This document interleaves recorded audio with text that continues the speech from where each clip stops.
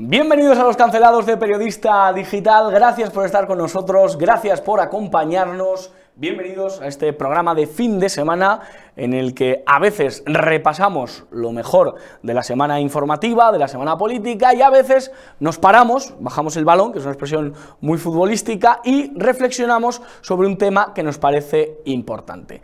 En esta época en la que la palabra libertad llena las bocas de demasiada gente, porque todo el mundo defiende la libertad, muchos líderes políticos nos hablan de libertad, no hay partido político que no nos defienda la libertad de pensamiento, la libertad económica, la libertad en muchos ámbitos. Ya cayó aquel telón de acero, cayeron aquellas políticas más restrictivas, aunque puede ser que sigan existiendo y que se nos venda por libertad, porque el lenguaje se puede manejar de muchísimas maneras. Ya saben ustedes aquella obra de Orwell en el que el concepto paz podía cambiarse por guerra e intercambiarse perfectamente. Bueno, pues vamos a hablar de esto, vamos a hablar de ese concepto, vamos a hablar de cancelación, vamos a hablar de ideologías, vamos a hablar de todo lo relativo a este tema. Y hoy me acompaña una persona que nos viene a hablar de su libro, como aquel que decía, yo vengo aquí a hablar de mi libro, Alexia Putin, y ella nos viene a hablar de Cancelación, manual contra la dictadura de la ideología, el pensamiento binario y el odio político. Alexia, ¿qué tal? ¿Cómo estás? Buenos días, ¿qué tal? Encantada de estar aquí con vosotros. Muchísimas gracias. La primera pregunta, ¿has sido cancelada alguna vez? Pues cuando iba a defender mi tesis doctoral, yo quería ponerle un título, era Hacia el capitalismo humanista, la globalización de los principios de la Unión Europea, y mis profesores en la universidad me dijeron, por favor, no pongas la palabra capitalismo en el título porque va a ser peor para ti. Y lógicamente cuando haces una investigación tan larga como fue la mía sobre el futuro del sistema, a mí me dio mucha pena, pero al final acepté el consejo de mis sabios profesores y creo que ese momento fui cancelada. Pero como se me quedó la espinita dentro, pues he escrito un libro ahora que se llama Cancelación. Eso está muy bien. ¿Eres doctora en Derecho? Sí. Gracias a esa tesis que escribiste. Sí. ¿Qué pasa, que el concepto de capitalismo está mal visto? Hombre, yo creo que es uno de los grandes conceptos cancelados. Tú no puedes utilizar esa palabra porque inmediatamente te identifican como una especie de monstruo de la jungla y de la libertad más absoluta, que en realidad es la anarquía, ¿no? La libertad más absoluta, pero es verdad que durante muchos años, incluso hoy en día, utilizar la palabra capitalismo es negativo. Yo en el libro demuestro que, o intento demostrar y fundamentar, que no lo es en absoluto, es más, que nos ha llevado a las mayores cotas de bienestar en nuestra sociedad. Desde que existe el capitalismo, es decir, los últimos 200 años, la curva de la pobreza ha pasado desde el 90% de la población mundial en 1820 al 9% hoy en día, por lo tanto tan malo no será, y sobre todo nos ha permitido mejorar los parámetros más importantes como el de la pobreza que os decía, pero la mortalidad infantil está casi tendiendo a cero, el analfabetismo está tendiendo a cero, la muerte antes del parto de la madre o del niño está tendiendo a cero, por lo tanto las horas de trabajo que las mujeres y los hombres dedicamos en nuestras casas disminuye constantemente gracias a grandes inventos del capitalismo. Para empezar, la lavadora, la aspiradora, el microondas. Entonces, bueno, yo pongo ahí muchos más ejemplos y al final yo creo que debemos recuperar el concepto de libre mercado y, por supuesto, limitar también el alcance de este libre mercado porque no es una anarquía. Claro. ¿Te atreves a introducir en el libro ideas, no voy a llamar provocativas porque las defiendes con muchos datos, como por ejemplo que Suecia ya no es un país socialista, tal y como lo hemos conocido, o el concepto de socialismo escandinavo que nos han vendido? Que no, claro, durante muchos años hubo un mantra, los países nórdicos socialistas, los países nórdicos socialistas. Pablo Iglesias se refería a ellos en muchas ocasiones. Sí, y muchas otras personas. Yo considero que nunca fueron socialistas, sí fueron socialdemócratas, pero tienen unas tasas de libertad económica que nosotros, por ejemplo, en nuestros queridos países mediterráneos no tenemos. Yo desgrano todas las libertades a nivel de mercado de trabajo, mercado empresarial, donde ellos tienen grandes ventajas, incluso a nivel impositivo, porque es cierto que en determinados aspectos, es decir, rentas personales, IRPF, etcétera, son muy altos, pero en cuanto a empresa la presión fiscal es más baja para que haya más dinamismo económico. Yo creo que eso es bueno para nuestras economías y que deberíamos potenciarlo, sobre todo en mercados tan castigados como pueden ser los mercados de nuestros países mediterráneos a nivel iniciativa privada. Un concepto que aclaras en el libro y que también está muy sobado es el de progreso. La palabra progreso, progresista, tenemos un gobierno en España que se hace llamar progresista. ¿Qué concepto tienes de Bueno, yo progreso? Es que creo que hoy en día ningún político es progresista, ninguno. Los que son progresistas son los empresarios, los artistas, los creadores de progreso, los que se esfuerzan por crear algo nuevo que satisfaga alguna necesidad nuestra. Los políticos ya no son progresistas porque lo único que están haciendo es ponernos una serie de trabas cada vez que intentamos emprender o crear algo nuevo en nombre de un bien común superior. A veces puede ser la transición climática, la transición energética, etcétera, etcétera, la igualdad, la desigualdad, todos conceptos muy manidos hoy en día. Ellos lo que al final intentan es crear unas instituciones extractivas que alimenten ese gran elefante o ese gran pulpo que se ha convertido en nuestro Estado, ¿no? Lógicamente ellos tienden a aumentar la presión fiscal, poner más trabas al desarrollo.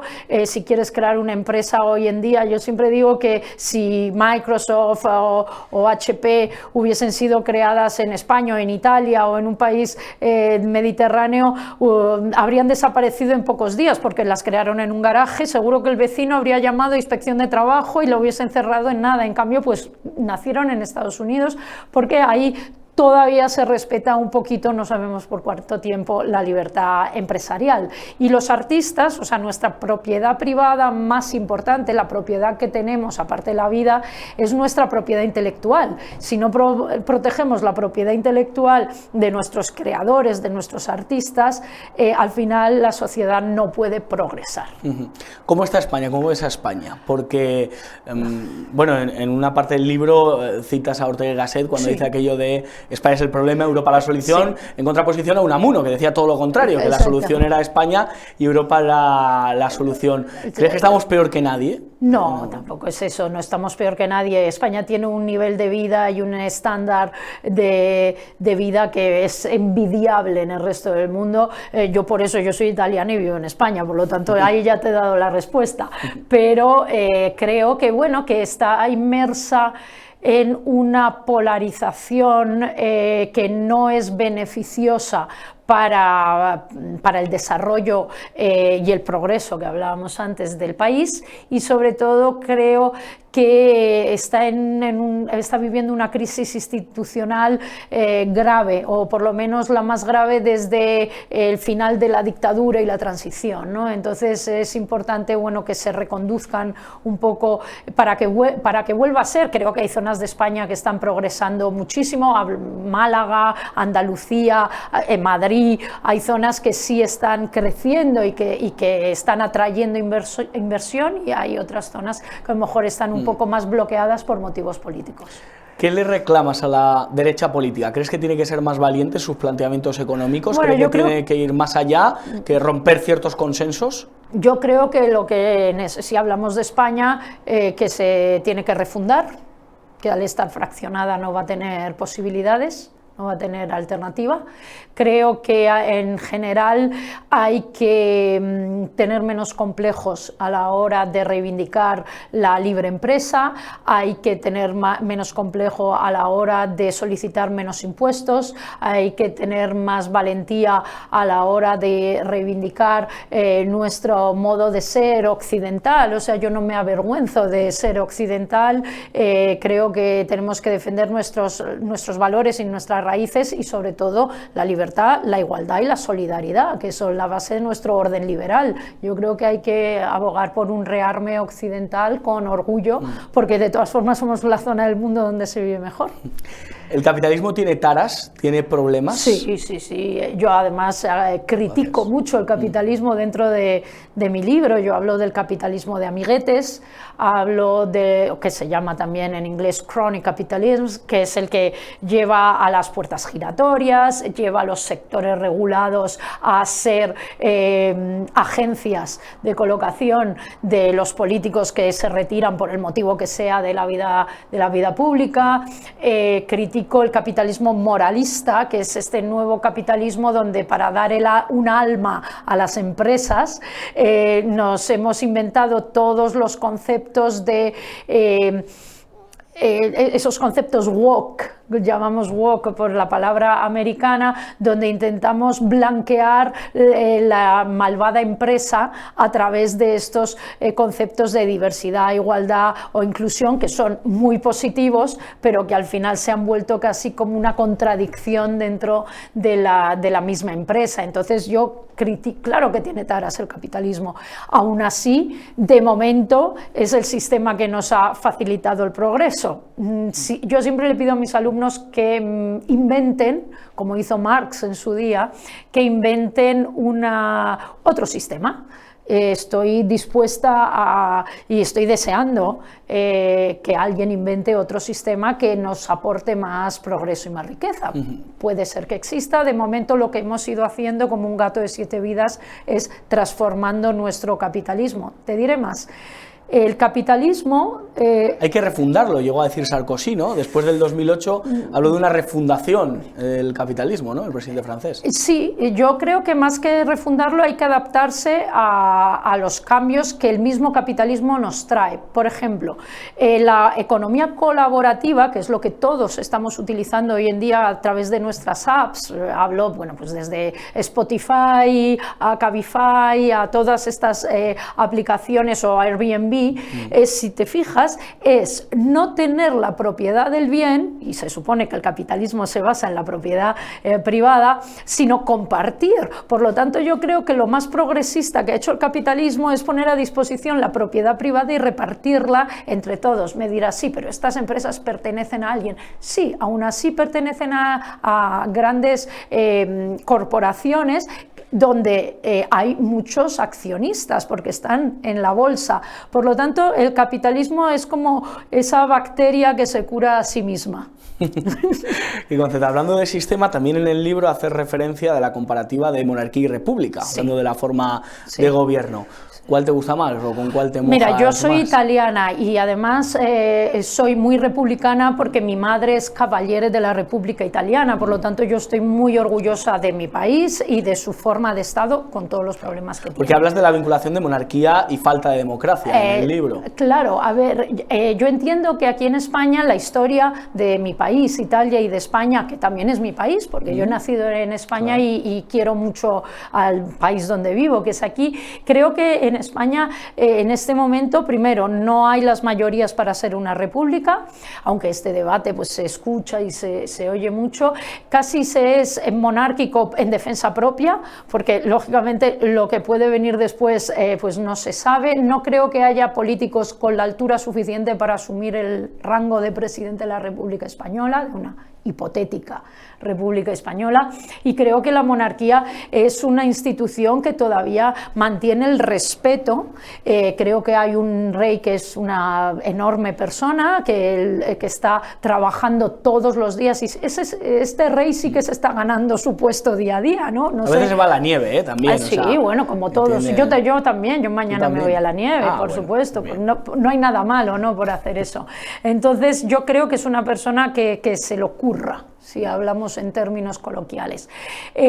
No creo que España todavía esté preparada, y además históricamente no veo el motivo. Yo soy republicana, pero entiendo el arraigo de la monarquía en España, y no creo que haya una mayoría parlamentaria para hacer esa reforma constituyente. ¿A qué político que eres español le gustaría mucho tu libro y a cuál no le gustaría absolutamente nada? No, mi libro le va a gustar a todos los políticos. lo tengo muy claro, desde la extrema izquierda hasta la extrema derecha, porque yo además lo que busco es una brújula, intento que sea una brújula donde veamos que el concepto binario de política ya no se sustenta. Yo critico el pensamiento binario y además pongo muchos ejemplos y creo que todos se van a sentir cómodos leyendo ese libro, y luego lógicamente si critico un poquito más a unos en uno, un poquito más a otros en otros, es el juego democrático. Cargándonos esa realidad binaria de la política, ¿entramos a un consenso unitario? ¿Entramos a un pensamiento único? No, porque eso nunca puede existir. Somos diversos, somos personas que tenemos nuestras aristas, nuestras contradicciones, ¿por qué no? Podemos entrar incluso en nuestras incoherencias. El individuo no puede ser 100% coherente, por lo tanto es un trabajo diario el de buscar ese consenso. Yo sí abogo por buscar un consenso, pero soy consciente de que los consensos son líquidos y tienen que ir evolucionando constantemente. El wokismo, que es el concepto del que hemos hablado y que ya todos nuestros espectadores les hemos familiarizado con él, ¿es el nuevo comunismo? ¿Es el comunismo 2.0? Bueno, yo creo que es un derivado cultural. Yo creo populismo, ¿no? Del marxismo. Yo creo que hay una hoja de ruta, digamos así, que nace a partir de los años 60, 70, con pues, Jean-Paul Sartre, Simone de Beauvoir, Derrida, etcétera, etcétera. Y ahí hablamos de marxismo cultural. Nace en Italia el marxismo cultural con Antonio Gramsci, pero luego nos vamos hacia un populismo de la Clau, un populismo más relacionado con el peronismo también, y con el bolivarianismo. En Latinoamérica triunfa, ¿eh? Triunfa. Yo creo que hay motivos por los cuales triunfa, y ahora tenemos este derivado, un derivado woke, donde lógicamente tú ya no puedes defender desde el punto de vista económico el sistema de economía planificada. Entonces dejan de lado la economía y se fijan en los colectivos, digamos así, históricamente reprimidos, que es la realidad, porque hay colectivos históricamente reprimidos, y entonces se arrogan la defensa de estos colectivos y de nuevas causas o nuevas religiones laicas, como puede ser el cambio climático, el movimiento LGTBI, el feminismo, pero todo en formas radicales, porque todos estos, yo defiendo la lucha contra el cambio climático, soy mujer, defiendo a la mujer, yo defiendo el colectivo LGTBI, pero no de una manera radical. Yo creo que sí, el marxismo cultural ha derivado hacia formas radicales. Claro. ¿Cuál es la manera de combatir este radicalismo del wokismo? ¿Con el identitarismo, el nacionalismo que algunos defienden? Claro, no sé, la señora Meloni en Italia, la señora Le Pen en Francia, la señora Abascal en España. Yo no estoy en absoluto de acuerdo, porque siempre nos estamos yendo entonces al otro extremo, ¿no? Yo es que no creo en los extremos y realmente me alejo de los dos extremos. Yo creo que tenemos que volver a pensar en cómo se fundó la Unión Europea, que es el experimento político más exitoso que ha habido en el mundo. Pacificó un continente que estaba arrasado por las guerras, trajo prosperidad a este continente después de traerle paz, y por lo tanto se fundó en el centro político. Daba igual que fuese centro izquierda, socialdemocracia, o centro derecha, es decir, democracia liberal o democracia cristiana. Volvería a esos principios. Los principios de libertad, de igualdad y de solidaridad, de fraternidad, son los principios de la Revolución Francesa. Yo creo que son principios republicanos también, ¿no?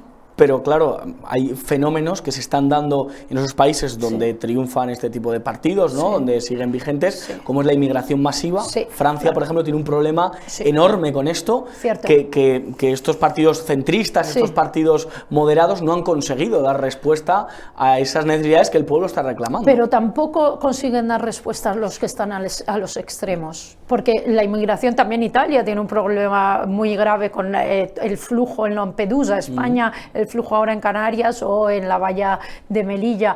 Realmente no tenemos una fórmula mágica, e intentar dar respuestas de fórmula mágica son respuestas populistas. El populismo es la democracia de los ignorantes. Te doy una respuesta fácil a un problema muy complejo. Por lo tanto, tenemos que buscar sí consensos y sobre todo políticas útiles que puedan responder a realidades que están ahí. Esta inmigración no va a parar de la noche a la mañana.